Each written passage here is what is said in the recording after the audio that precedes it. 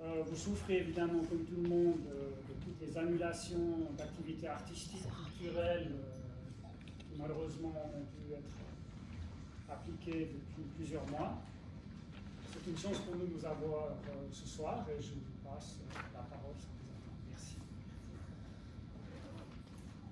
Alors, en guise de bienvenue,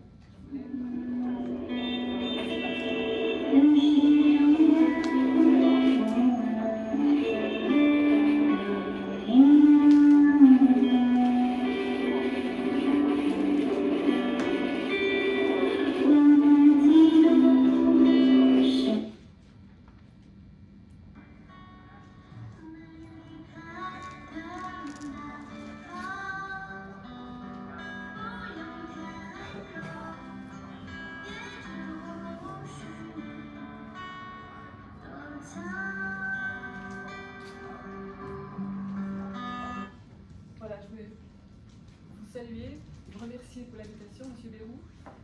Est-ce que c'est mieux avec le micro?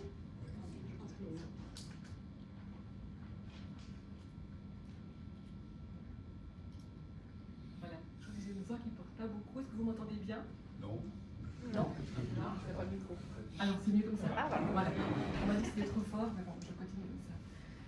Donc, merci beaucoup, M. Bérou, pour votre invitation. Merci à vous, cher public, d'être venu dans ces circonstances un peu particulières. Ne pas avoir peur de franchir l'air. Voilà, vous m'entendez, ça va? C'est mieux comme ça? C'est la, Très bien. la distance. Là. Pardon? La distance avec le D'accord. micro. Et donc, ce soir, je voudrais vous présenter mon projet que j'ai intitulé China Driftings. Si je traduis, ça ferait peut-être dérive chinoise, déambulation chinoise à travers la Chine, avec un focus particulier sur les femmes.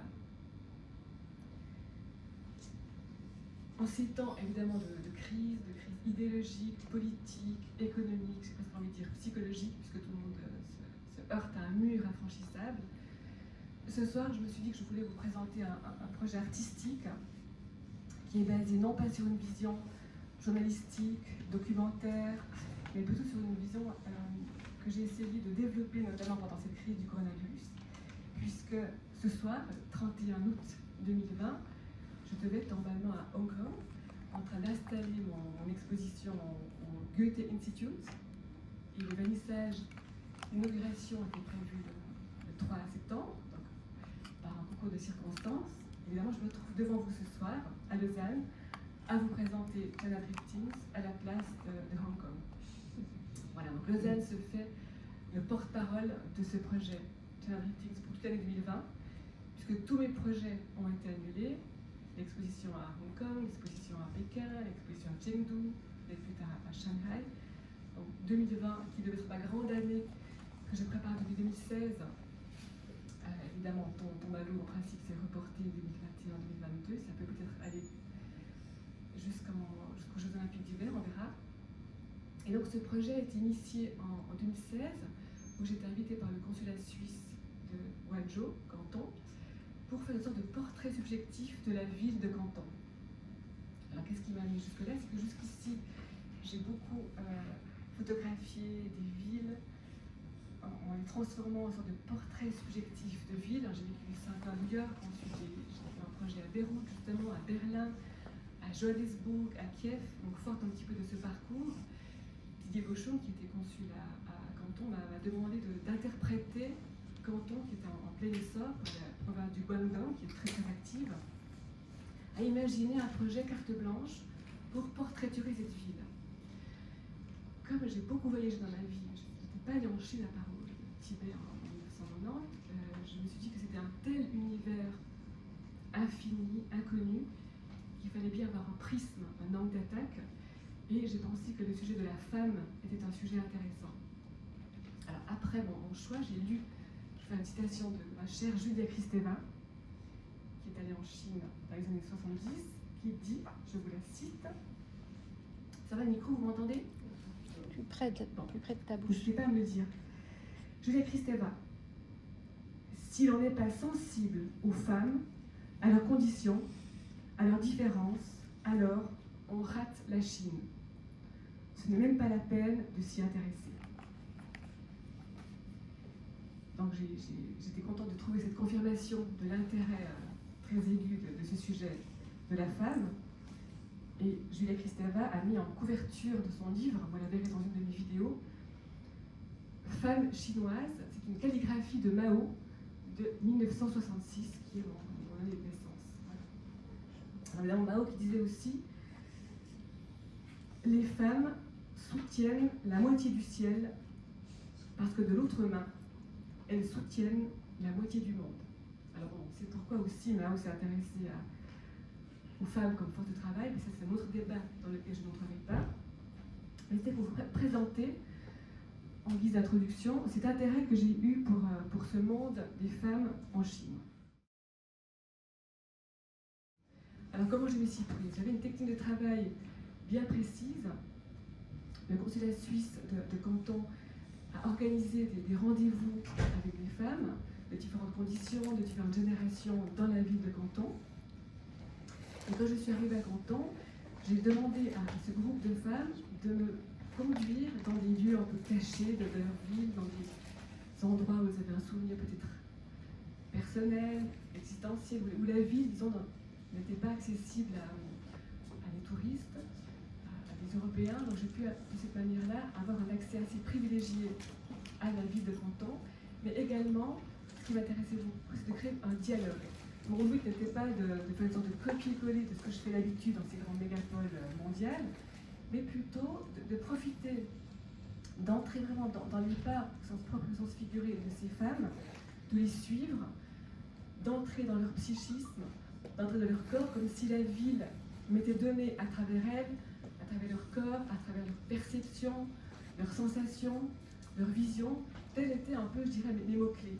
Sensation, vision, perception, déambulation. C'est une sorte d'outils de travail avec lesquels je me suis vraiment immergée dans ces mégapoles chinoises.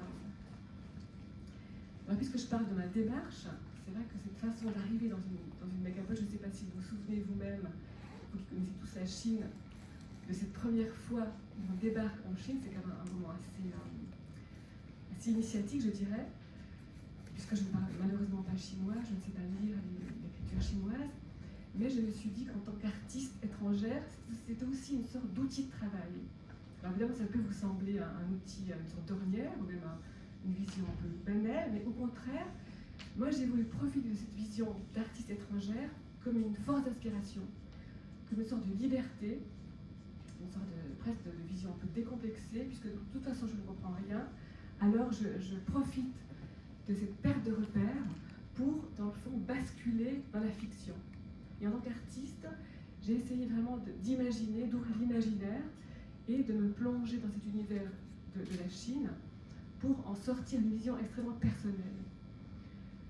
Et j'écoutais l'autre jour à la radio, sur la RTS, notre cher Jean-Claude Biver, qui a donc créé Hublot, qui disait justement qu'il percevait cette crise du Covid non pas comme un ennemi, c'était en fait une erreur de percevoir la crise sanitaire que nous traversons tous comme un mur absolument infranchissable, mais qu'il fallait s'en faire une alliée. Et ça m'a beaucoup plu parce que dans le fond, en tant qu'artiste, c'est ça que j'essaie de faire. J'essaie de profiter de tous ces obstacles, de tous ces murs qu'on dresse devant nous, et plutôt que ce soit une sorte d'arrêt presque mortel à nos projets d'artistes, j'ai voulu en faire une source d'inspiration.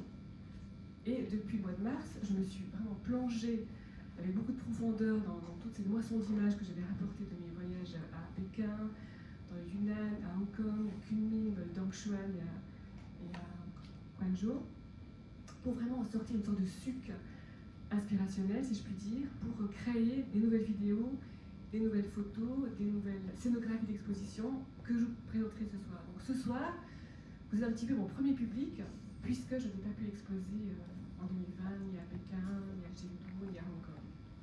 J'ai pu exposer une première partie au Guangdong Museum of Art en 2018, je vous montrerai quelques vues d'exposition.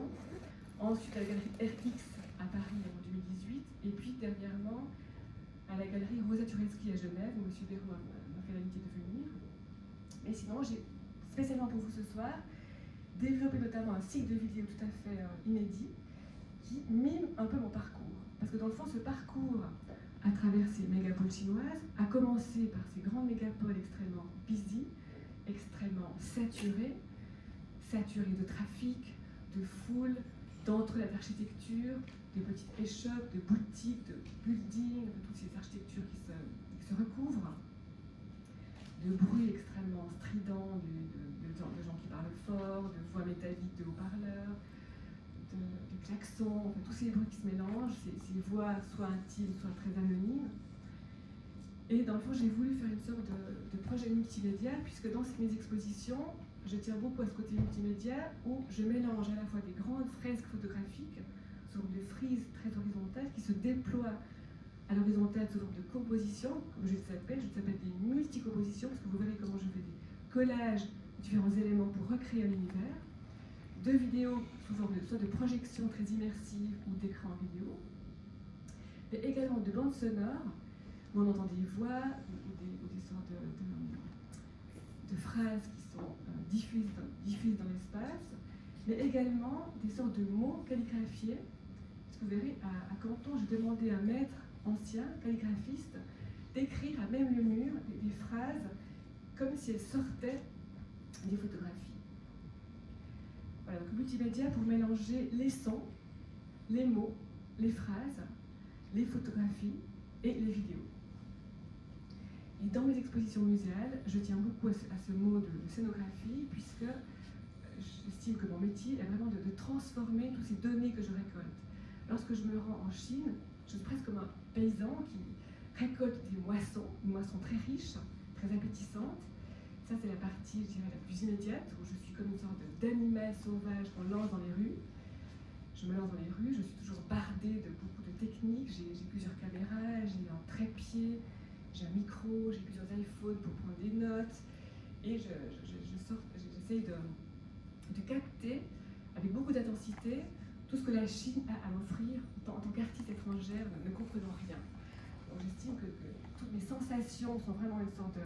J'ai pas de bouclier, j'ai pas de protection, j'ai pas de masque évidemment, et j'essaie de faire rentrer en moi, au sens propre et au sens figuré, tout ce que la Chine a à m'offrir comme nouvelle vision, et sans faire un jeu de moi, j'ai vraiment le virus qui m'a été inoculé, puisque je ne sais pas pourquoi ce pays continent m'inspire énormément au niveau des couleurs, au niveau des visages impénétrables, au niveau de l'architecture, au niveau du rythme, à la fois cette vitesse incommensurable et à la fois cette lenteur archaïque qui persiste. Et j'ai réfléchi que déjà dans les années parisiennes où j'ai vécu 15 ans, dans les années new-yorkaises où j'ai vécu 5 ans, il y a déjà, depuis 30 ans que je suis artiste, je remarque à mon insu que j'ai toujours photographié des visages asiatiques. Alors je ne sais pas pourquoi, je n'ai pas de réponse dans cette question, mais en sondant à nouveau mes bandes visuelles, photographiques de Paris, de New York, de Los Angeles, ce sont toujours des visages de femmes chinoises qui ressortent, avant même que je me rende en Chine. Donc dans le fond, en m'offrant la Chine, je dirais que je retrouve mon motif au sens de Cézanne, comme Cézanne peignait la montagne Saint-Victor, et moi dans le fond, je photographie des femmes chinoises. Voilà, je cherche encore pourquoi, mais je me plonge avec délice dans cet appétit visuel que m'offre la Chine. Voilà pour vous parler un petit peu de mon appréhension de la Chine, de comment j'ai abordé la Chine en tant qu'artiste. Et qu'ensuite, M. Jean-Philippe Yutzi et Marie-Madeleine m'ont fait l'amitié d'être là ce soir. Ils ont pu assister à mon exposition à Canton. Et c'est là qu'ils m'ont dit, ben voilà, c'est parfait pour Pékin, puisque en 2020, nous allons célébrer les 70 ans, vous le savez, l'amitié entre la Chine et la Suisse. Ce sera parfait d'avoir un projet artistique et culturel. Alors, on ne pensait pas que ça allait être si difficile. Donc, on a mis en route cette suite après Canton pour la développer à Pékin et à Chengdu. Donc là, je dirais que je suis à mi-parcours de ce projet, puisque j'ai fait déjà beaucoup de prises de vue. Et maintenant, ce qui manque encore, c'est vraiment de passer à l'action et de pouvoir exposer toute cette suite d'images à Pékin, à Chengdu et à Shanghai. Voilà. Donc après cette introduction de ma façon de travailler, de ma vision d'artiste étrangère qui profite aussi de cette énergie de nouvelle arrivée, puisque dès que je débarque, à peine sortie d'avion, je commence déjà à photographier et à filmer pour avoir une vision libre et libérée. Je vais maintenant passer dans un premier temps à des séries photographiques avec différents formats. Vous verrez dans un premier temps des formats plutôt carrés, des sortes de single shot comme on les appelle, qui ensuite vont se déployer en frise urbaine, en une grande composition horizontale où les éléments se font écho. Ensuite, je vous montrerai des vues d'exposition à Canton, avec des mélanges de phrases et de photographies. Et dans un troisième temps, je vous montrerai à peu près 19 minutes de vidéos. Alors dans les vidéos, vous verrez que ce sont souvent des très courts extraits que je vous montre ce soir, sinon on restera jusqu'à minuit. Ce sont des courts extraits, et je tiens beaucoup à ce côté bref, 1 minute, 2 minutes, 3 minutes, dans le fond c'est la durée d'un rêve. Je tiens beaucoup à cette vision onirique que je vais vous offrir ce soir de la Chine, comme un rêve qui se déploie, comme une pensée qui se développe, comme un clin d'œil qui prend assise dans la vision de la Chine. Je tiens beaucoup à ces petits flashs visuels, où je tiens beaucoup à mélanger images fixes et images en mouvement. Je dis toujours que je suis une photographe amoureuse de la photographie et une vidéaste, non, une photographe amoureuse de la vidéo et une vidéaste amoureuse de la photographie. Donc je fais beaucoup d'allers-retours entre ces deux rythmes de vision. Un rythme à la fois de durée, de vidéo, où les sons se mêlent à la vision, qui bouge tout le temps, qui se déploie dans le temps, qui nous offre cette durée du temps, comme la musique. Et en même temps, comme par contraste, à cette vision photographique où les choses se cristallisent, où la vision s'arrête, et où nous-mêmes, en tant que spectateurs, en tant que visiteurs d'exposition, on peut vraiment faire au propre et au figuré, arrêt sur l'image, et prendre un peu le temps que l'image se dépose en nous. Et dans ces images, vous verrez que la femme chinoise, justement, joue un peu ce rôle de médium entre vous et elle, entre moi et elle, comme si ces femmes chinoises ne sont pas du tout des portraits, vous verrez, ce ne sont pas du tout des portraits au sens traditionnel du terme, mais ce sont plutôt des sortes de vigies, de piti, de déesses ou de femmes un peu abstraites qui incarnent la Chine, mais qui aussi nous permettent à nous, hommes ou femmes, blondes ou maraudes, de nous projeter en elles. C'est elle en fait qui sert de relais entre nous, notre univers intime, personnel ou extérieur, et de faire le lien entre la Chine et nous. Donc elles ont une position très particulière. Vous verrez, elles sont toujours représentées de dos, donc on ne voit pas leur visage pour qu'on puisse justement se projeter.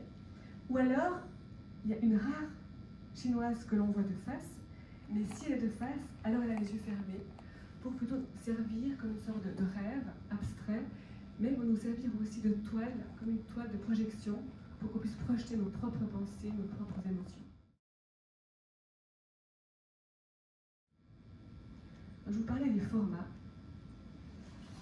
Et le format photographie, c'est un peu comme une nouvelle ou un roman pour un écrivain, où il faut choisir comment l'image va se déployer.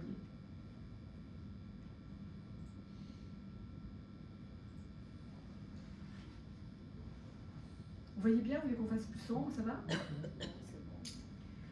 Alors, donc je mélange exprès les villes, vous avez bien compris que je n'ai pas une approche journalistique, documentaire ou topographique, mais j'aime vraiment traverser les frontières, traverser les villes et mélanger, là par exemple c'est Hong Kong, mais mélanger les villes, mélanger les identités et aller à la fois à des visions très saturées, très denses, comme j'aime beaucoup Hong Kong, qui est un peu un New York chinois pour moi, en exagérant ce côté foule, ce côté cinélisation et de temps en temps rythmé par des vues plus calmes de paysages où le paysage prend le dessus sur la ville, sur les bâtiments, sur le construit et où la pluie, le fleuve, le ciel prennent le dessus.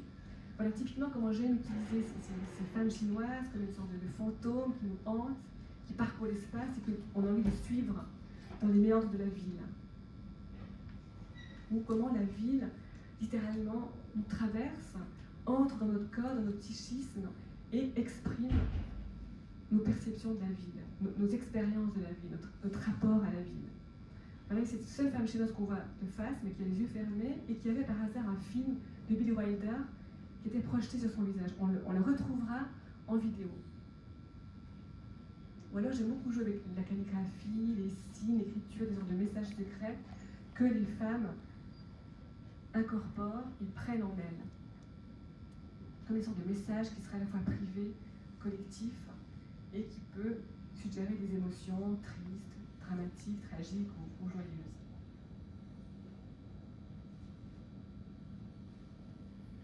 Voilà, des mélanges de peinture et de calligraphie. Et là, je vous demande un effort d'imagination, parce que là, vous le voyez ce soir projeté, mais en réalité, ce sont des très grands tirages qui vont facilement 1,60 m, voire jusqu'à 3 mètres. Nous avons des très très grands formats.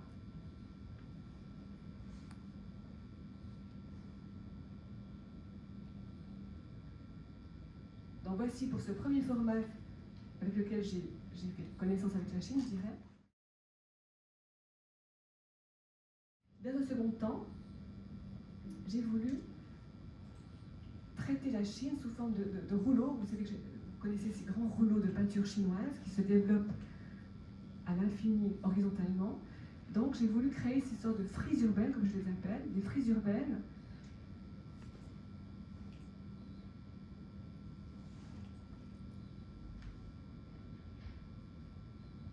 où là aussi, là on se trouve à Hong Kong, où la nature, les visages de femmes, l'architecture se mélangent et dialoguent. C'est vraiment ce côté de dialogue qui m'intéresse beaucoup. Comment cette femme, en pose méditative dans le paysage, comment des sculptures nous donnent une porte d'entrée à nos perceptions sur la ville. C'est ça, cette sorte de scène originelle. Une femme qui marche, je la suis, je vais dans ses pas, je la filme de dos ou de face. Ça, c'est une femme, on la retrouvera aussi en vidéo. Vous la verrez, elle est devant la cité interdite. À Macao, aussi une femme qui parcourt l'espace coloré, un peu comme dans les films de Wong Kar-wai.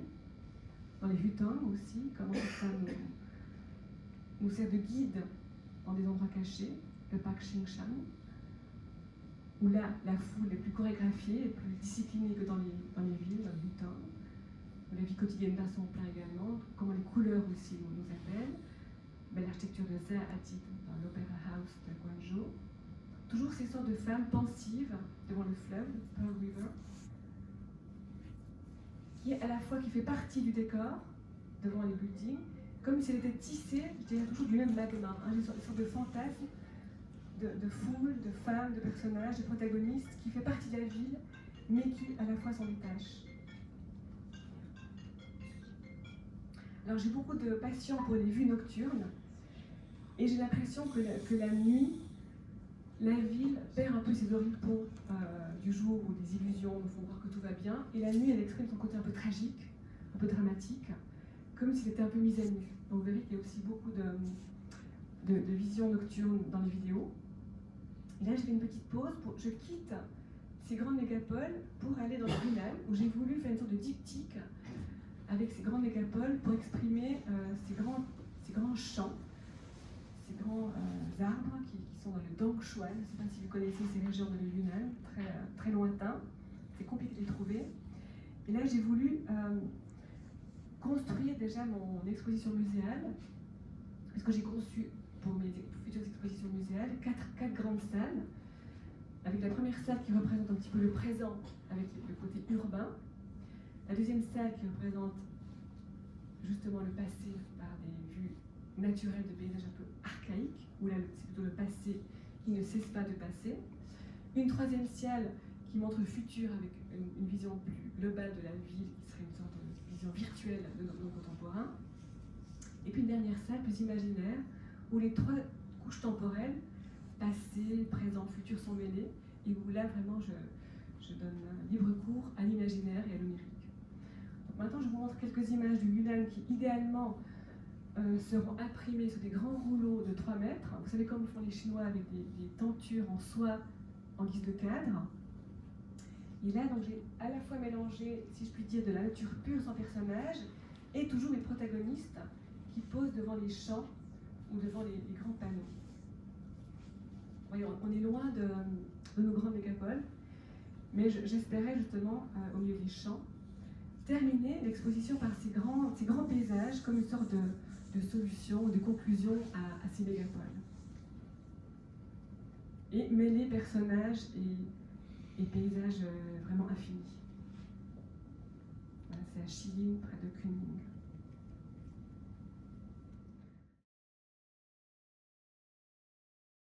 Ensuite, rien ne s'est passé comme prévu. En voulant aller à Hong Kong, et avec M. Yutsi, on s'est dit on va faire un projet intéressant où on met en dialogue Pékin extrêmement étendu et Hong Kong très dense.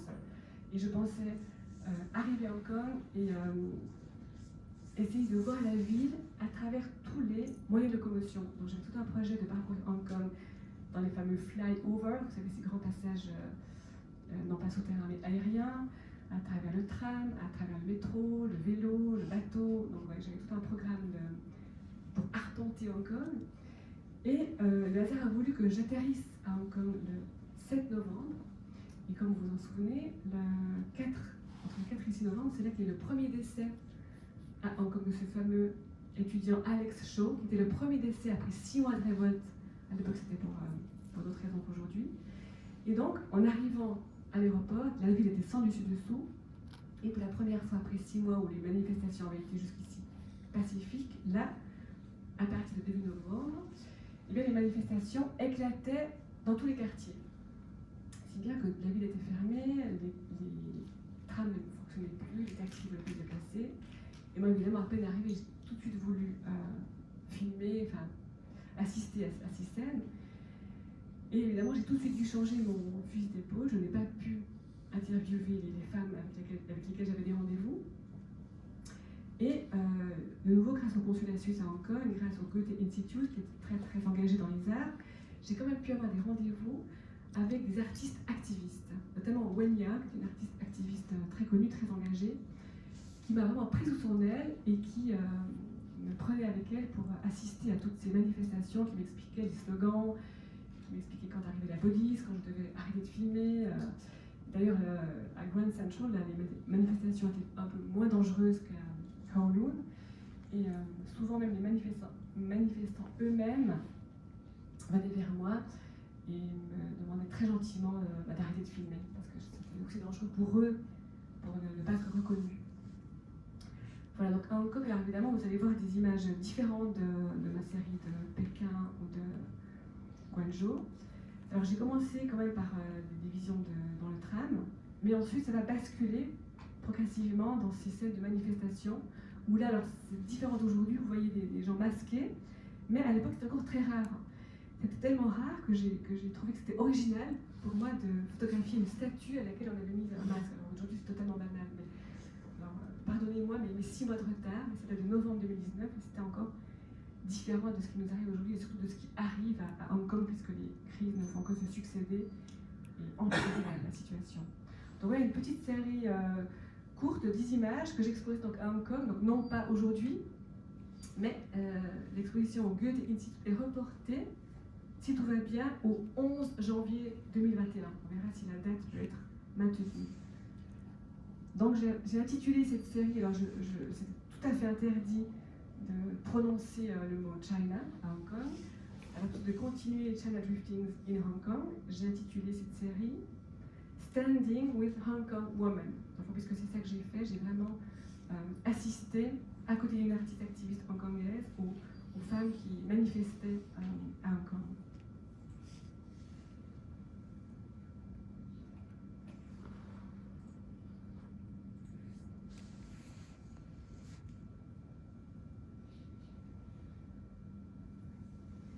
Donc j'ai suivi cette conductrice de tram qui était justement une femme d'affaires que j'ai rencontrée, qui a bien voulu poser pour moi et qui regardait la ville se vider. Là j'ai un peu exagéré par mes superpositions, il y a quelques passants, mais en réalité il n'y en avait aucun. Une maman qui essaie d'expliquer à son garçon dans quel monde il va évoluer.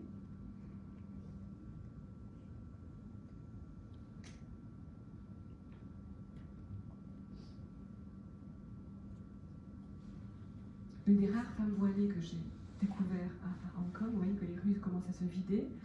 Et souvent, les arrêts de tram étaient une sorte de jalon dans la ville pour prendre le pouls de l'état de la ville. Et on pouvait aller jusqu'à un certain point, mais ensuite on peut tout faire à pied.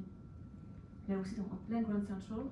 les femmes d'affaires qui étaient vraiment éberluées, ils regardaient cette ville se vider, les trams à l'arrière, donc devant et à la fois de dos, et vous verrez l'image suivante, de face, où elles deviennent très très songeuses, qui sont des expressions que j'avais rarement vues encore, où les femmes doivent, comme on dit en anglais, acknowledge, vraiment reconnaître la réalité.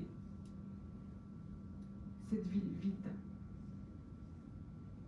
Donne des images assez inédites de Hong Kong.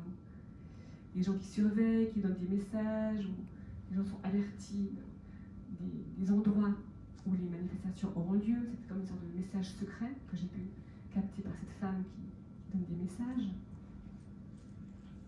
Voilà la pause de midi où la police arrive. Les femmes d'affaires participaient à ces manifestations, ce qui était très très émouvant. Pendant la pause de midi, c'était lunchtime, lunch protest on appelait ça. Elles venaient à midi, elles protestaient, elles enlevaient leurs talons, elles jetaient des pierres. Voilà ma fameuse statue masquée que je trouvais très originale, mais maintenant c'est monnaie courante. Et ces femmes manifestaient, et ensuite elles retournaient au travail.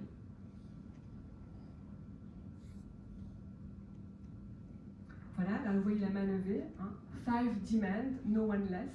Elles avaient 5 revendications. Et c'était cette sorte de slogan qui était chanté pendant à peu près 1 heure. La police les laissait faire et ensuite ça se passait assez mal. Voilà, donc Wendy a aussi sa main. Je trouve que c'était joli d'avoir cette main avec son bracelet qui me guidait pour me faire comprendre les slogans, les écritures, les attitudes, les comportements, puisque souvent c'était très très rapide, comme des flashs. Voilà, les parapluies qui étaient là pour cacher les étudiants qui, avec des sprays, écrivent des slogans à même le trottoir. Ça dure quelques secondes. C'était pour cacher à la fois l'identité et les écritures. Et voilà, il y a la nuit, j'ai aussi continué à filmer la nuit, où une femme, comme si elle lisait le journal, lit les slogans qui sont partout, sur le trottoir, sur les magasins, sur les devantures. Et aussi ces petites tours de pierre pour empêcher les voitures de circuler, les trams de circuler, et le lendemain matin, tout était de nouveau net, et les trams pouvaient circuler à nouveau pendant 1 heure ou 2, jusqu'à la prochaine manifestation de midi. Voilà, et la nuit, cette femme qui essaye de trouver son chemin.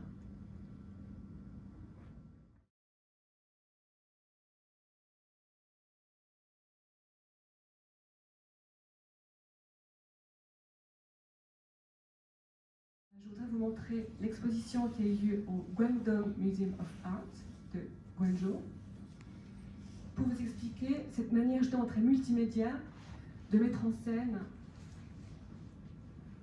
les images. Alors, c'est donc 2 très grandes salles qui en tout faisaient presque 1000 mètres carrés, une architecture difficile, un peu en polygone. Alors voilà, ce sont ces grandes, alors on ne se rend pas compte de la taille, mais ce sont ces grandes frises photographiques avec des calligraphies faites par ce maître chinois qui écrivait des phrases que ces protagonistes m'avaient susurrées, en fait, que j'ai captées. Et il écrivait avec de l'encre de Chine, justement, à même le mur, comme si ces phrases s'échappaient des images. Comme des pensées qui sortent de nos cerveaux. Et comme ça, je redonnais dans le fond la parole à ces protagonistes, et je referais les murs de leur propre ville pour qu'ils puissent à la fois être portraiturés, être dans les rues de leur ville, et à la fois sous forme de phrases, de poésie, de rêves sur leur ressenti, sur leur propre ville. Les 2 autres parois, c'est des formats plus petits, que l'on verra après de manière plus proche, avec cette fois des phrases non pas écrites à même le mur, mais imprimées sur du papier de riz. Cette fois, ce sont les propres phrases, puisque j'ai aussi voulu profiter de ma vision d'artiste étrangère, comme des petits slogans, des petits haïkus, sur les perceptions de Guangzhou.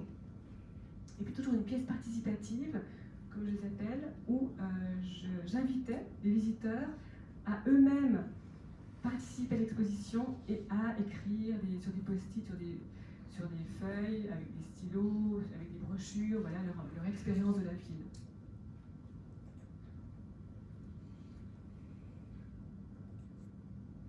L'autre très grande salle était dédiée à la vidéo, donc c'est une salle obscure, où on déambulait à travers les écrans, vraiment comme si on déambulait dans la ville.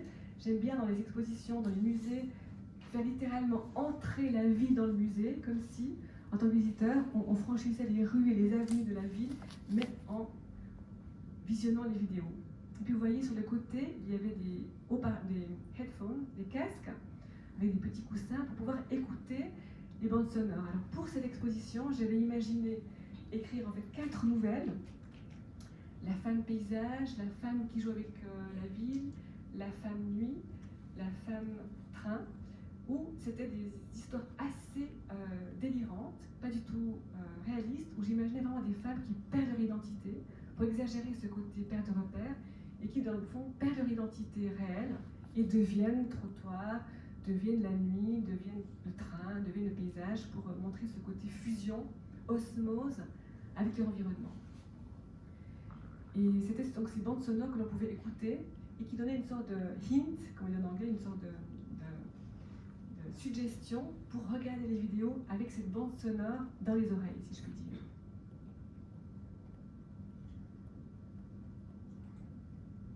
Voilà tous ces grands écrans vidéo à travers lesquels les visiteurs pouvaient se faufiler et ajouter leur ombre, leur corps, leur déambulation.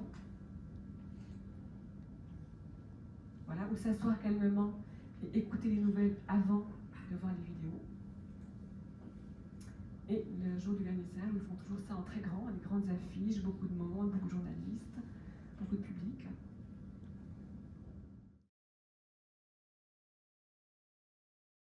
Voilà comment je mets en scène maintenant. Je propose une autre façon de montrer des vidéos, comme une sorte de leporello, où chaque écran, là il y en a environ 8, où chaque écran se déploie et nous, en tant que visiteurs, on marche comme devant des magasins, devant des vitrines, devant des architectures. On marche en accompagnant tous ces passants, la nuit, le jour. C'est ce que je prépare pour les prochaines expositions, pour comment mettre en scène un peu cette simulation que je fais, comment mettre en scène toute cette moisson que j'ai, à la fois de photographie et de vidéo.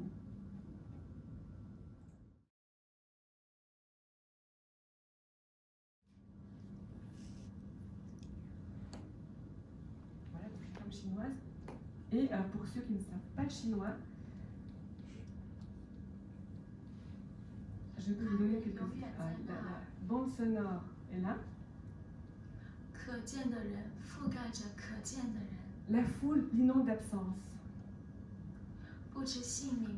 La ville passe par son visage. Sa voix freine ses douleurs. Ses pensées arrivent en diagonale. Elle rejoue tout à chaque carrefour.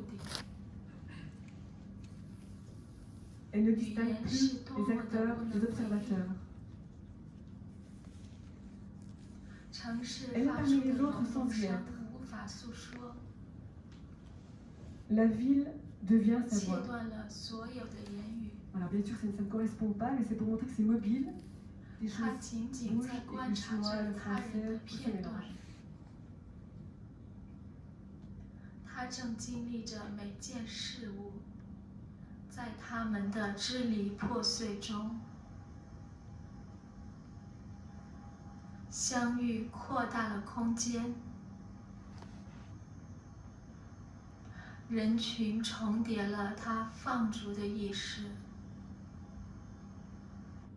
Voilà, donc idéalement, dans l'espace d'exposition, il y a des haut-parleurs, un peu comme des sortes de personnages debout sur un trépied, qui sont distribués ça et là dans l'espace d'exposition, qui sont vraiment comme des personnages. Et ça, j'avais aussi montré au Kunstmuseum de Lucerne, où j'aime bien mélanger plusieurs langues. Par exemple, il y avait le chinois, l'arabe littéraire, le français, l'anglais, l'allemand. Et chaque personnage est représenté par ces sortes de haut-parleurs avec les phrases écrites. J'aime bien ce côté voilà, multimédia, mais multilangue, multicomposition ou alors justement superposition. Vous allez voir aussi dans les vidéos, j'ai beaucoup superposé des images, de nouveau pour m'éloigner d'un rendu trop réaliste, trop concret, pour aller plus du côté du rêve, mais aussi ces superpositions me permettent d'exagérer un petit peu ce côté immersif.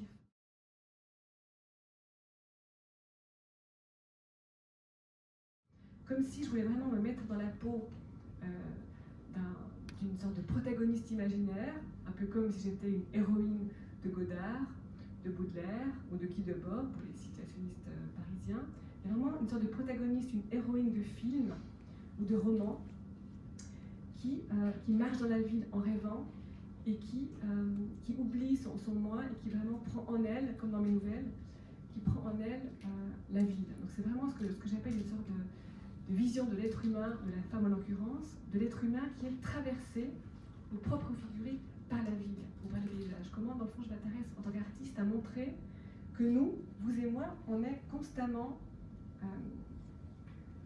inondés de perceptions, de pensées, de choses réelles, de fantasmes, de désirs, de regrets, de buts, de projets ou de choses complètement utopiques. Et qu'en permanence, tous ces registres psychiques nous traversent. On marche dans la vie, mais ce n'est pas une scène banale. C'est vraiment ça qui m'occupe dans Photographie ou vidéaste, c'est comment, dans ces moments-là, on rejoue chaque fois toute notre vie, nos pensées, nos désirs, nos rêves, et comment la ville nous offre des miroirs, nous offre des possibilités de projection, des possibilités d'avancer, de reculer, de faire notre vie, tout simplement. Donc voilà, c'est ça ma scène originelle, c'est ça qui m'occupe, et c'est ça que j'essaie de creuser en Chine en ce moment. Je vais terminer cette présentation par ce cycle de vidéos qui dure 19 minutes et qui est fait d'extraits à travers les villes. Il y en a une qui est entière, qui dure 3 minutes 54 secondes, mais les autres, ce sont des extraits d'une minute. Il faut de nouveau vous imaginer être dans un musée, prendre le temps, s'asseoir sur un banc et regarder ces espèces d'environnement à la fois méditatif ou extrêmement trépidant des villes et des paysages de Chine. Donc je lance ces 19 minutes.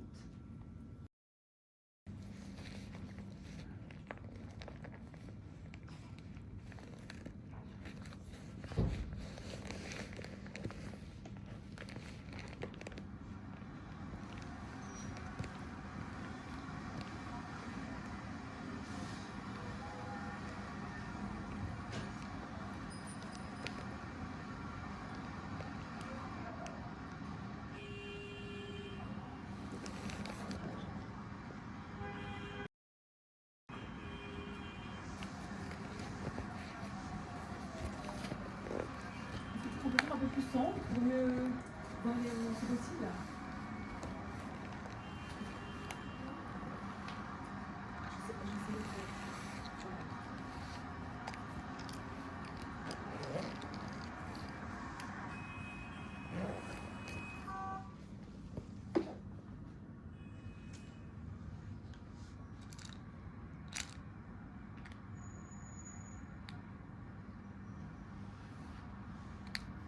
Donc ces vidéos feront une sorte de boucle, puisque nous commençons par cette vision urbaine avec les fameux passants, les passants à la Baudelaire, les versions chinoises, pour finir, vous verrez, dans les paysages.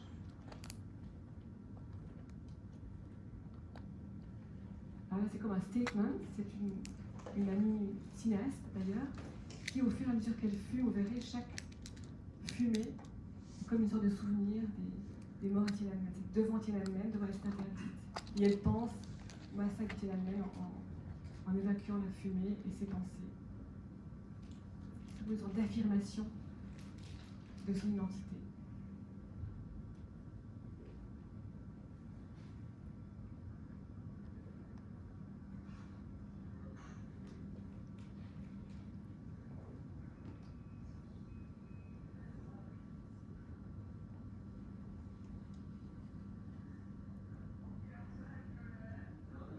Alors sur un plan sonore, j'aime beaucoup dans un premier temps laisser la bande sonore réelle telle qu'elle est en réalité, donc les bruits d'avis, les bruits des passants, les bruits des visiteurs qui sont à côté, et laisser telle qu'elle.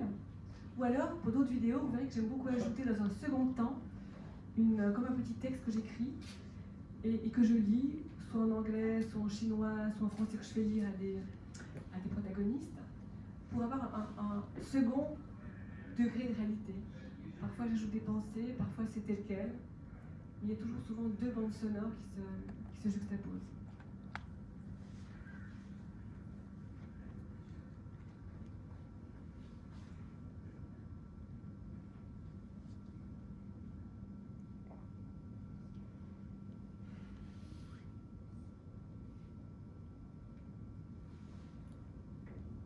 Alors c'était Jessica qui marchait downtown Guangzhou et qui lisait en mandarin ou en cantonais le nom des rues. Comme c'est une façon de s'ancrer dans la ville, lire les noms des rues. 黄沙、黄沙、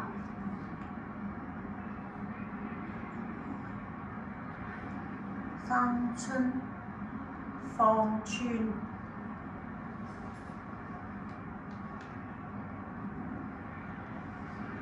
花地灣、花地灣、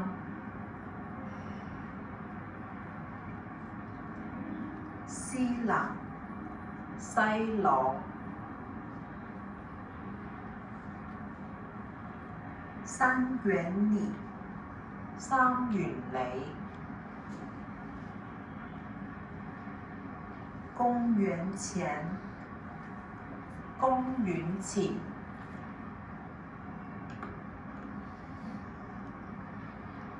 東山口、東山口。 Là aussi, j'aime beaucoup cette situation de marcher dans la ville, marcher pour s'ancrer, pour trouver notre place dans la ville, et évidemment une référence au pied qui s'est libéré par rapport à la tradition des pieds bandés. Donc j'ai axé sur une vision très poétique d'une femme qui marche et qui parcourt le dessin de la ville à Cuneo. Elle reconfigure la ville entière, elle la trace avec son corps.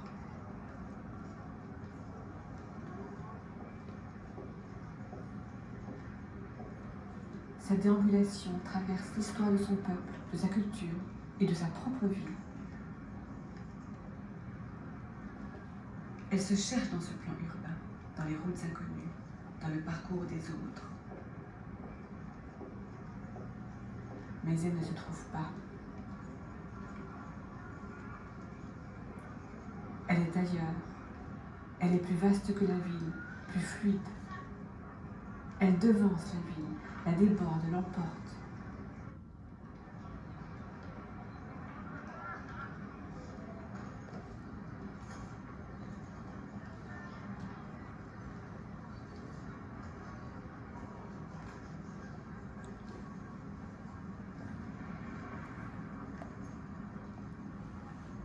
Avec son allure, son parfum, sa peau douce, sa longue chevelure caressante, ses habits noirs et soyeux, ses lèvres rouges, c'est elle qui envoûte la ville.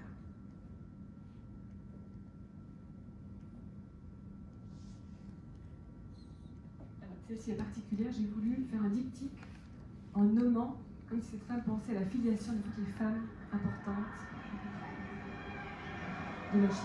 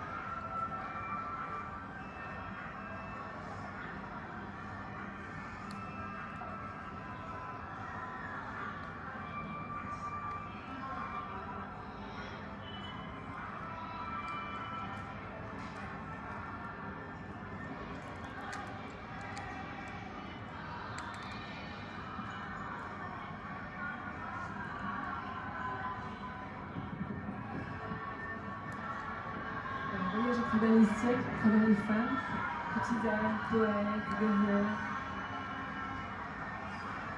Tous les prénoms, c'est important en Chine parce qu'avant Mao, il paraît qu'il y avait peu de prénoms qui étaient donnés aux femmes. C'est la deuxième de Wei, et d'abord son prénom, cette façon de s'affirmer.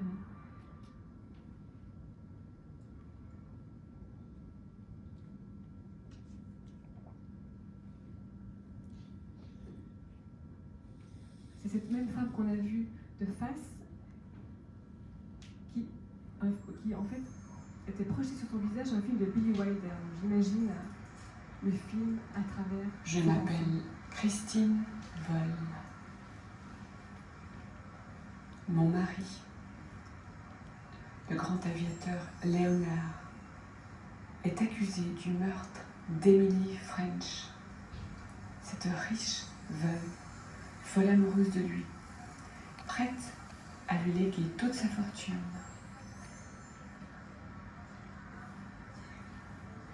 Le camp adverse m'a demandé de témoigner lors du procès et j'ai avoué des choses accablantes.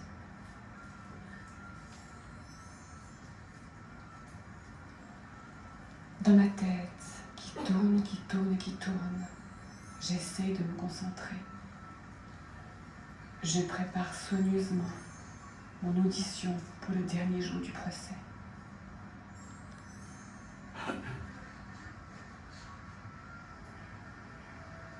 C'est la dernière solution pour acquitter Léonard et je suis la seule à pouvoir lui servir d'alibi.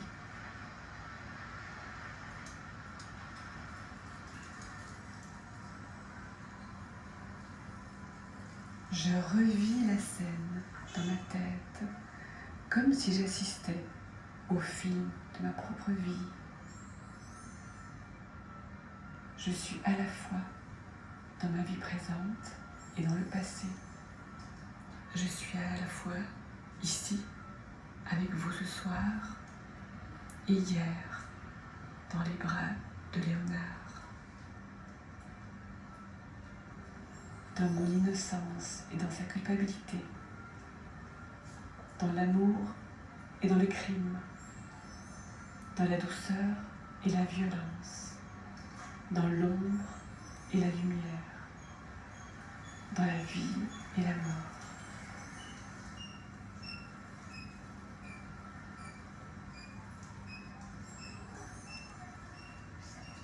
Je cherche à intervenir dans le passé. Je cherche à empêcher ce crime.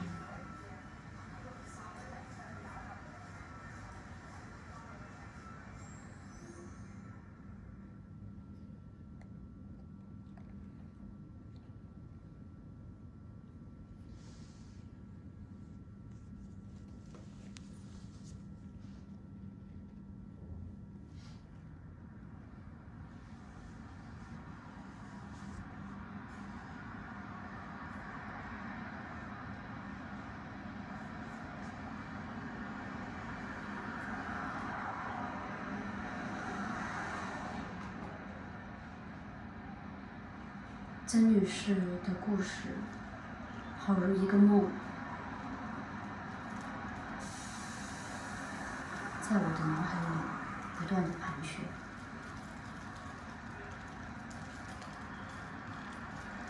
曾女士热爱中国，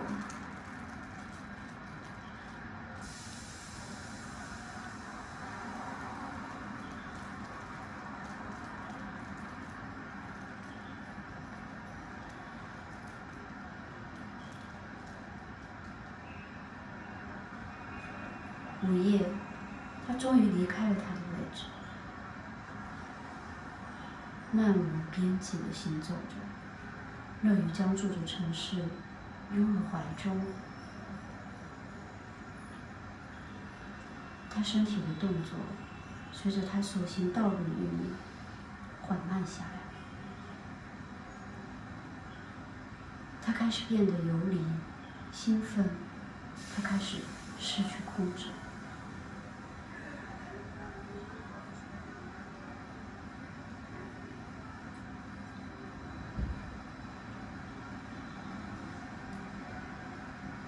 他放下他的包，包里放着电话、护照、日程安排、现金，还有每日必需品。他将它留在身后，以便从他自己和他的身份中慢慢的释放。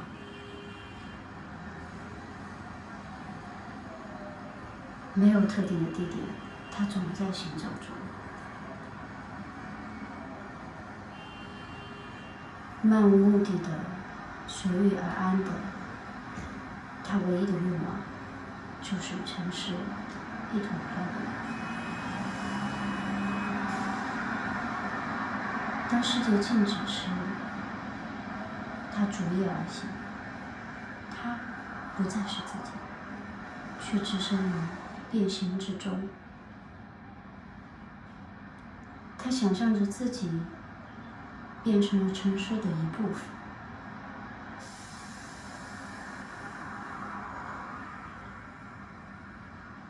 他的身体仿佛无边无垠地流动着的街道。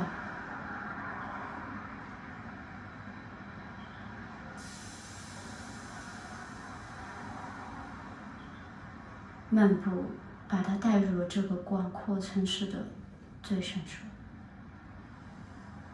他的肌肤仿佛变成了一块块混凝土，他五官犹如城市闪耀的灯光。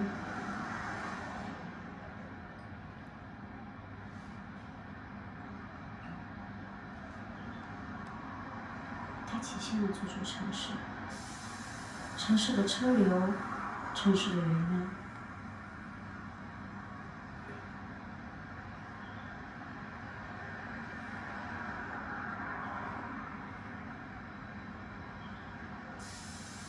城市在他的生命中缓慢地移动。他热爱这个生命，以与他共度的时光。城市网络、新旧建筑，他都视他们为自己的。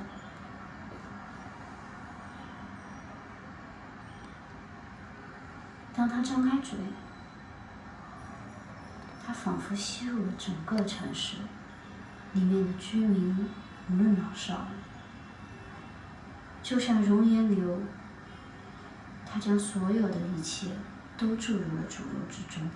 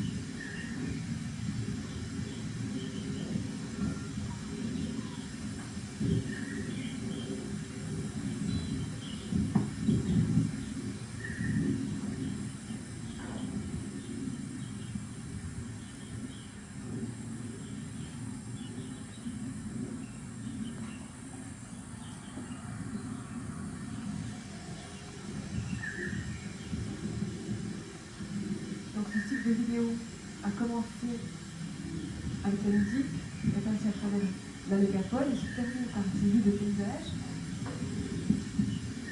Et pour terminer sur ces paysages, je citerai le maître Libaï.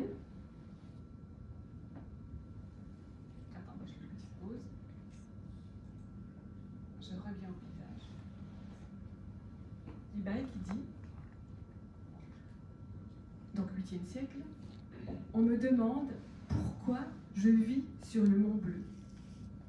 Je souris, sans répondre, le cœur en paix. Les fleurs des péchés s'en vont au fil de l'eau. Il est une autre terre, un autre ciel que ceux des hommes. Et je vous ai promis, je terminerai par la musique comme j'ai commencé. Et donc voilà notre musicienne au Palais d'été, qui fait écho à la musicienne dans les rues de Kunming du début. Vous en souvenez-vous?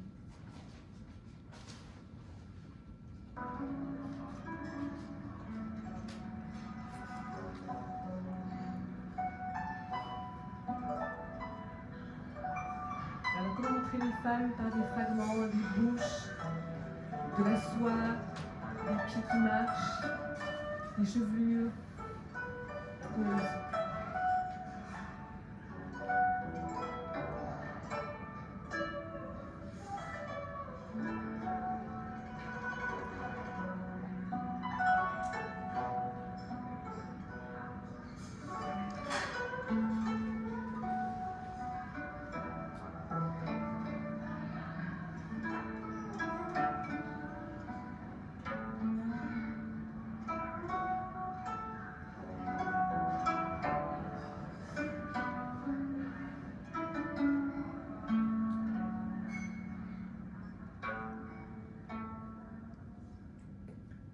Voilà, je réalise que j'ai oublié de vous montrer des photographies. Donc pendant qu'on discute, je vais simplement vous les passer en diaporama. Ah non, je vous les ai montrés. Ah oui, donc j'ai rien oublié, c'est bon. Je vous ai tout dit. Maintenant, je vous écoute. Si vous avez des questions, ou des remarques, ou des commentaires. La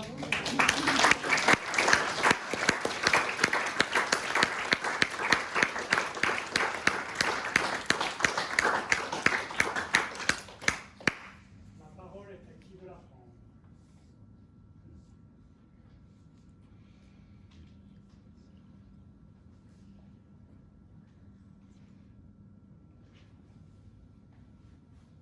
Je vais me lancer par la première question, pas la première question, mais la première remarque. Bon, je crois que je peux parler assez fort. J'ai beaucoup travaillé avec Catherine sur ce projet. Très brièvement, je suis l'ancien conseiller culturel de l'ambassade de Suisse à Pékin. On a beaucoup travaillé sur ce projet.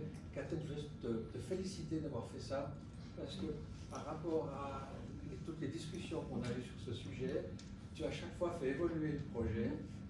Il a encore beaucoup changé depuis la dernière fois. Donc la seule chose qu'on peut faire, c'est espérer qu'il puisse se concrétiser une fois. Parce que c'est des années de travail, et je pense que c'est un projet qui va s'intégrer très très bien dans les cultures, les collaborations qu'on peut avoir entre la Suisse et la Chine. Ce projet était absolument idéal dans le cadre du 70e anniversaire, évidemment. Ça n'a pas été possible, mais je crois qu'on fera tout ce qu'il faut pour que l'ambassade soutienne ce projet aussi. Ma successeur va certainement le faire, et c'est très probablement un projet qu'on pourrait intégrer peut-être dans le cadre des collaborations, des activités culturelles que la Suisse va faire peut-être en prévision des Jeux Olympiques de 2022. Il y aura une maison de Suisse à Pékin, il y aura certainement des activités culturelles et artistiques qui vont se faire dans ce cadre-là, et je pense que la société Suisse-Chine peut et devra soutenir ce projet pour qu'il puisse se concrétiser à Pékin et avec la tournée qu'on avait prévue aussi. Merci à toi d'avoir fait ça.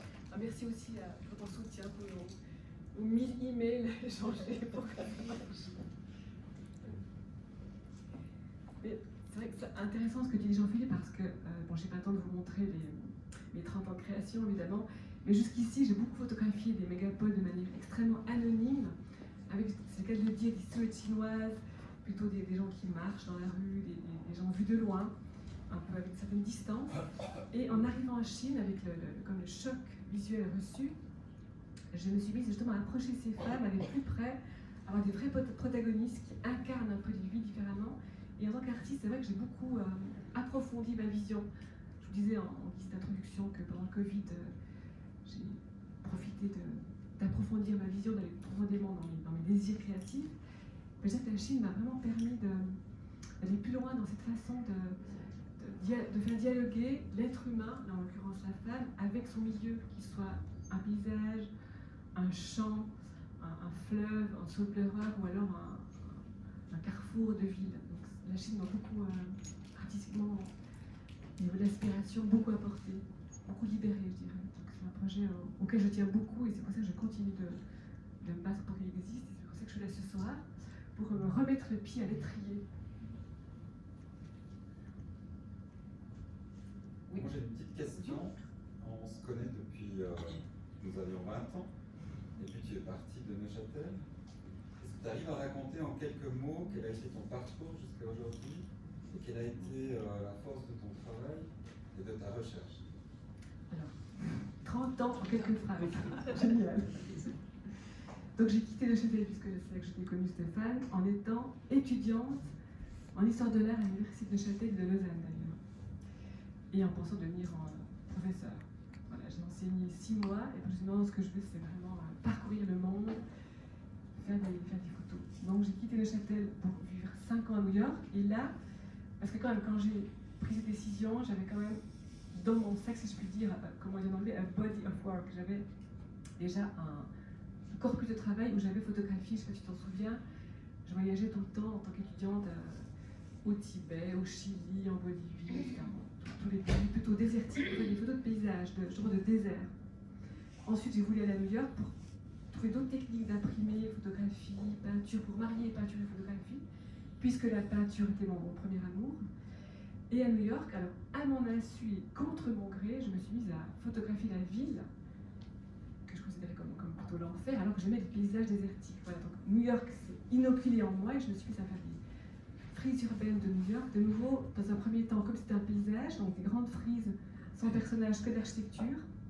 Donc je niais la réalité de la ville. Après 2 ans de vie quand même, au quotidien à New York, je me suis dit qu'il fallait quand même intégrer les passants, les personnages. Donc j'ai intégré la foule, là de manière presque exagérée, puisque j'ai mis beaucoup de passants, aussi de trafic, de taxis, de buildings.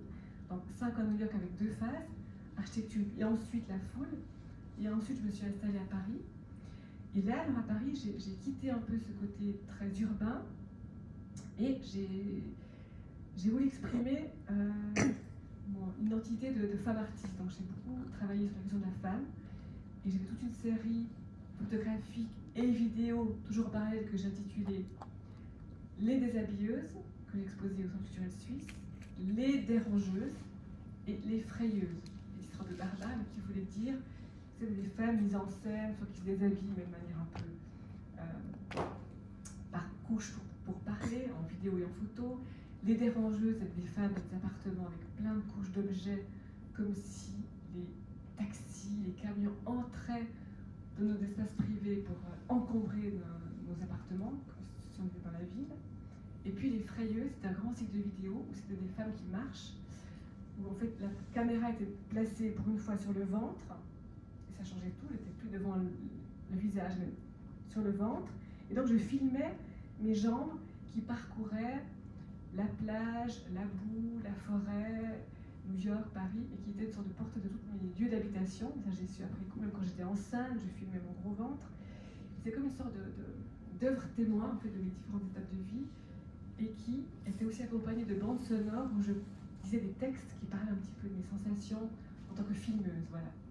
Et ensuite, je m'installe avec ma famille dans le sud de la France, à Montpellier. Et là, je suis appelée à faire des portraits de ville. À Kiev, en Ukraine, à Johannesburg, à Beyrouth, à Berlin, et ensuite la Chine. Voilà, donc c'est comme des phases de vie, un peu comme Van Gogh, et chaque fois qu'il déménage, un autre style. Et là, en vivant dans le sud de la France, un peu au bout du monde, c'est pas une capitale, eh bien, je suis appelée à l'autre bout du monde, justement, pour faire des portraits de ville. J'ai envie de dire, on m'appelait, parce qu'on connaissait ces visions de ville un peu féminisées, avec des interprétations très subjectives. Et non pas des interprétations, justement, journalistiques, documentaires, précises. Donc c'est pour ça qu'on m'appelait, pour que j'ajoute une touche personnelle, subjective, singulière à ces villes. Et mine de rien, c'est pas si facile, parce que le singulier ne va pas de soi, notamment en Chine, pour mon exposition à Canton, ça je vous l'ai pas dit, mais j'ai quand même dû prouver à la censure, au ministre de la Culture, que c'était des œuvres qui passaient, qui n'étaient pas militantes. Et en effet, on a passé au crible fin chaque photographie, chaque phrase, chaque banque sonore, chaque vidéo, pour voir si la censure acceptait cette exposition. Et vous avez vu que j'ai travaillé quand même 5 ans sur ce projet, et 2 jours avant le vernissage de l'exposition à Canton, le directeur de musique, était Wang Shangkwai, qui était un artiste, m'a dit: écoute Catherine, c'est pas sûr que ça marche, il est possible que la censure retire ton exposition. Donc 2 jours avant, on est sûr de rien, comme tu le sais Jean-Philippe, on peut basculer. Et bon, finalement c'est accepté.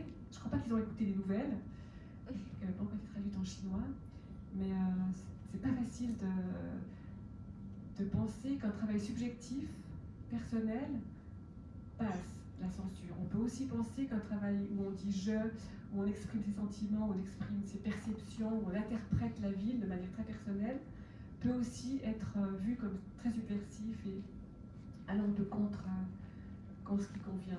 Alors c'est pas forcément le nu qui est censuré, ça peut être un fantôme qui peut être censuré par exemple. Donc voilà, comment je suis arrivée en Chine, par quel parcours, le paysage, les déserts, les villes, les femmes et l'interprétation de ces mégapoles. Là, je crois que je t'ai répondu en quelques mots. Oui. Oui, merci. On s'était déjà parlé au oui, téléphone. tout à fait, je me rappelle de votre nom. Je suis ravi d'avoir découvert votre travail ce soir. Et j'ai pas pu m'empêcher, en tant que représentant de la Chambre de commerce Suisse-Chine, de penser au mariage entre culture et business. Et notamment, ma question est la suivante, en fait, est-ce que vous avez déjà approché ou pensé à approcher par exemple des marques de montres ou de luxe? On sait notamment, vous avez répété souvent le mot fusion, ça me faisait penser aussi à la marque Hugo que vous avez citée, Jean-Paul Bieber, qui a travaillé beaucoup sur la fusion sur le matériel et l'or. C'est à ça que ça m'a fait penser, et aussi la femme qui est la mise en avant, qui est souvent aussi reliée au secteur industriel du luxe. Oui, alors c'est une bonne question. En effet, depuis bien 2-3 ans, j'ai pris une assistante en graphisme qui m'a beaucoup aidé pour faire des dossiers très très costauds pour trouver des mécènes. Parce que certes, l'ambassade m'invite, mais il faut produire ces expositions et c'est très onéreux. Donc il faut que je trouve des sponsors et des mécènes qui financent des frais de tirage, d'encadrement, de matériel technique, de projecteurs, de transport, etc. Donc c'est très onéreux. Et alors j'ai mis le dossier en effet tout prêt pour post-Covid, si je puis dire. Et j'ai imaginé personnaliser ces dossiers pour l'horlogerie, pour la parfumerie, pour Hermès, pour le champagne. Enfin, j'ai plein d'idées. Les dossiers sont tout prêts à être envoyés. J'ai commencé à approcher juste avant la crise sanitaire Hugo. En effet, M. Bieber m'avait dit que ça l'intéressait de collaborer aussi avec l'ambassade suisse de Pékin. Et grâce à elle, on a pu approcher un des plus grands musées de Pékin qui s'appelle le Helmholtz Museum. Donc là, en principe, ils nous ont dit oui, on verra comment ça évolue. Et j'avais aussi approché la marque de montre Beauvais, qui maintenant a acheté le musée, le château de Motier. Alors je ne sais pas si je peux peut-être vous parler d'un autre projet. Il s'appelle Monsieur Raffi et il a racheté la montre Beauvais. Parce que c'est encore un autre projet. Je fais une petite parenthèse, mais c'est pour continuer à vous répondre. Vous savez qu'à Motier, tous les 4 ans, il y a un grand festival en plein air qui s'appelle Art Motier, qui existe depuis les années 80, créé par Monsieur Delachaux. C'est un projet extrêmement ambitieux, extrêmement audacieux. Ce sont des œuvres assez courageuses dans les arbres, dans la rivière, dans les fermes, dans les maisons. 60 artistes uniquement suisses qui sont choisis par c'est un concours national. Et justement, comme 2020 était mon année Suisse-Chine, j'ai proposé, parce que ça devait avoir lieu en juin 2020, c'était reporté à juin 2021, je me suis demandé quelle prolongation locale je pouvais faire avec mon projet en Chine sur les femmes. Et c'est une chose tellement passionnante. Justement, Édouard Beauvais de Chine, né en 1797, était parti de Fleurier à Londres et ensuite justement à Canton. Comme moi, c'est la première ville de Chine qu'il découvre. En tant qu'horloger, il arrive à Canton. Il vend 4 montres pour l'équivalent d'1 million aujourd'hui. Donc il devient riche tout de suite, il fait fortune tout de suite.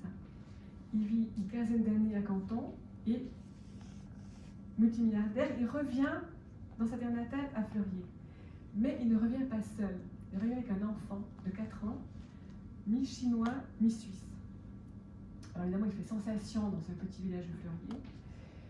Et ensuite, il participe à la Révolution pour libérer Neuchâtel des Prussiens et il meurt rapidement. Et personne ne sait exactement d'où vient ce fils et surtout qui était la maman de ce fils qu'il a appelé Édouard Georges comme son père. Donc j'ai fait énormément d'enquêtes pour savoir qui était cette femme. J'ai interrogé des historiens, des muséologues, des horlogers, j'ai lu les livres. Mystère total. Alors j'avais plusieurs interprétations. Soit c'était une prostituée, soit elle est morte en couche, soit elle a continué sa vie avec des jésuites. Voilà, tout était possible. On ne retrouvait pas ce fils, on pensait qu'il n'y avait pas eu de descendance. Et puis justement, j'ai voulu donner naissance, incarner cette femme, lui rendre hommage. Et pour cette exposition à Motier, on m'a donné le plus bel endroit de Motier, qui est la fameuse grotte, la cascade. Et j'ai imaginé faire une sculpture de 5 mètres, moi qui ne suis pas sculptrice. Et voilà ce qu'on a proposé. Alors ça, là, c'est encore sous forme de schéma, mais ça, c'est un des rares projets que j'ai pu mener à terme. Il est prêt, il attend en fait dans un garage de Motier. Je vous montre rapidement ce projet. Alors j'ai appelé la gardienne du temps parce que ces monstres, on les appelle des gardes-temps. Et donc cette femme qui sera dans Motier, elle garde le temps parce qu'elle fait fi du temps et l'espace. Elle traverse 1820-2020, elle va de Canton à Motier et elle devient une sorte de mythe de femme qui est réincarnée. Donc voilà, ça c'est les simulations. Donc une sculpture de 5 mètres, toute rouge avec sa valise, comme si elle débarquait de la grotte, sur un grand piédestal de 3 mètres.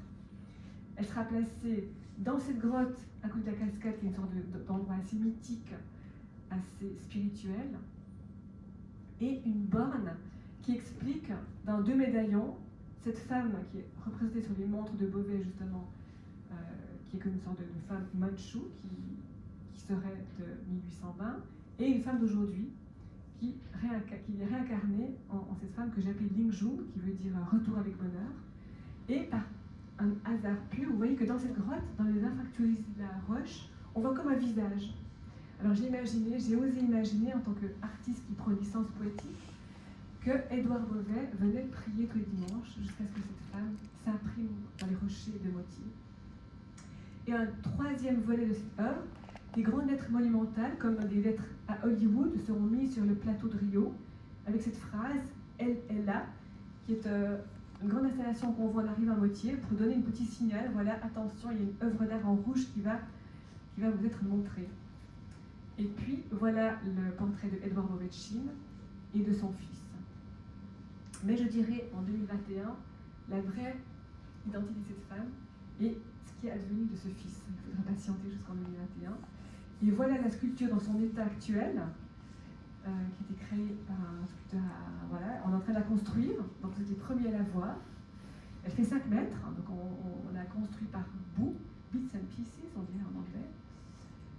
Et je suis très contente de la réalisation parce qu'elle a vraiment une âme. Là, on ne s'en rend pas compte sur ces photos qui sont encore dans l'atelier du sculpteur, mais elle a une très très grande présence, cette femme. Voilà, avec sa valise, sa robe et ses petites sandales. Donc voilà, pour vous répondre, comment j'ai proposé à M. Raffi du Château de Motier à éventuellement participer pour cette sculpture qui est en fond la femme de Beauvais, le créateur des marques Beauvais, qui existe encore aujourd'hui. Mais si vous avez des idées pour des participations de marques, alors je suis preneuse. Mais en effet, ça s'appliquerait très bien à une collaboration avec le luxe, des foulards, du parfum ou des montres. En effet. Mais voilà, pour l'instant, c'est en suspens. Tous mes dossiers dorment sur mon ordinateur. D'autres questions, remarques ou commentaires? J'ai peut-être une petite question. Est-ce que lors de vos visites en Chine, vous avez été abordé par des artistes chinois ou chinoises qui font un petit peu des choses similaires ou qui aimeraient collaborer avec vous? Oui, c'est une bonne question. J'ai pu rencontrer, grâce à ce fameux Gibson qui est très actif à l'ambassade de Pékin, qui m'a présenté notamment des peintres, des amis de Ai Weiwei.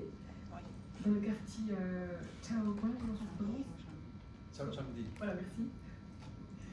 Et en effet, on désirait collaborer, exposer ensemble. Et donc voilà, ça aussi c'est en suspens. J'ai rencontré plusieurs photographes qui font un style un peu différent du mien, du noir et blanc. Donc pour l'instant, on cherche un peu à collaborer, mais c'est en attente. Vous ne cherchez pas le plus simple hein, avec Ai Weiwei. Non, je sais bien. En fait, ce sont des amis d'Ai Weiwei, mais non, ça m'intéresserait beaucoup de pouvoir collaborer en effet avec des peintres, par exemple. Où je suis rencontrée une très grande cinéaste, Nin Jing, que j'avais dans mes recherches, parce que je fais beaucoup de recherches avant d'aller, je me documente comme un peintre, comme un écrivain, je regarde beaucoup de films, je lis beaucoup de poésie, pour pouvoir savoir où placer mes personnages, et j'avais beaucoup lu sur Nin Jing, dont j'avais d'ailleurs mis sa phrase en exergue, et par un hasard, grâce à Daniela Gachon, j'avais rencontré à Pékin, et elle est aussi dans une exposition à Paris. C'est elle qui avait créé la fameuse trilogie Pékin, I Love You, avec 3 visions de Pékin, Pékin à bicyclette, Pékin en voiture et Pékin en taxi. Et voilà, c'est une cinéaste avec laquelle j'aimerais beaucoup travailler, par exemple. Donc voilà, donc en effet, il y aurait plein de collaborations possibles, mais il faut que je puisse reprendre l'avion et retourner en Chine. Juste pour compléter la réponse, les artistes, ce qui m'a frappé quand je suis arrivé en Chine, donc j'y ai passé à peu près 4 ans, les artistes chinois sont très curieux et sont très envieux de travailler avec des artistes suisses.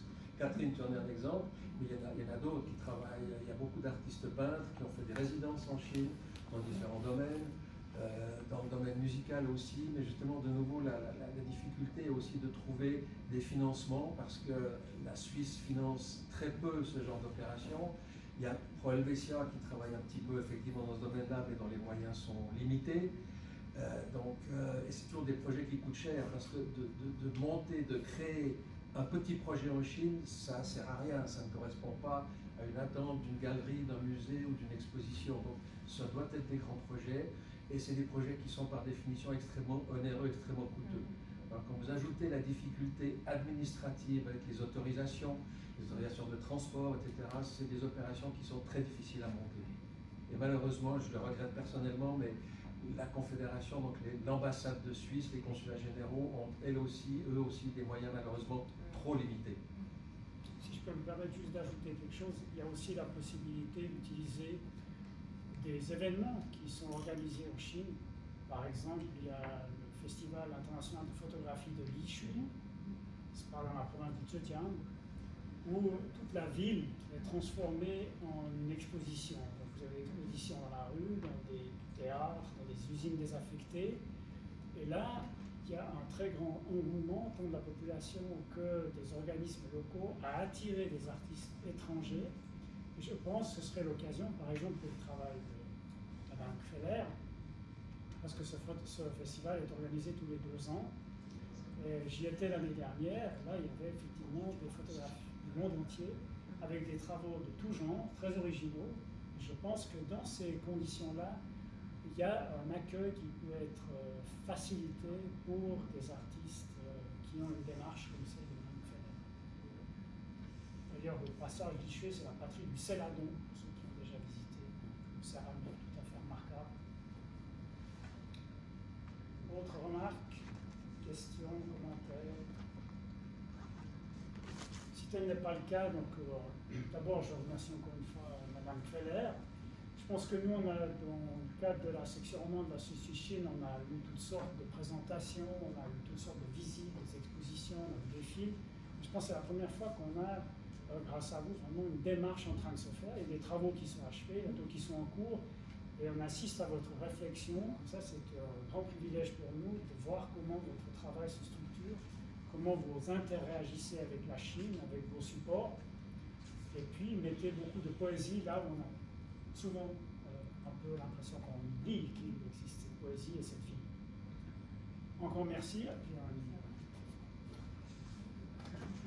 puis, c'est pas rumba. Dans Canton de Vaud, on connaît le vin, on connaît le chocolat, le saucisson et autres, mais là c'est de la tisane de Ariès, violet orjula. Il y en a une qui s'appelle d'ailleurs Sans en perdre la tête.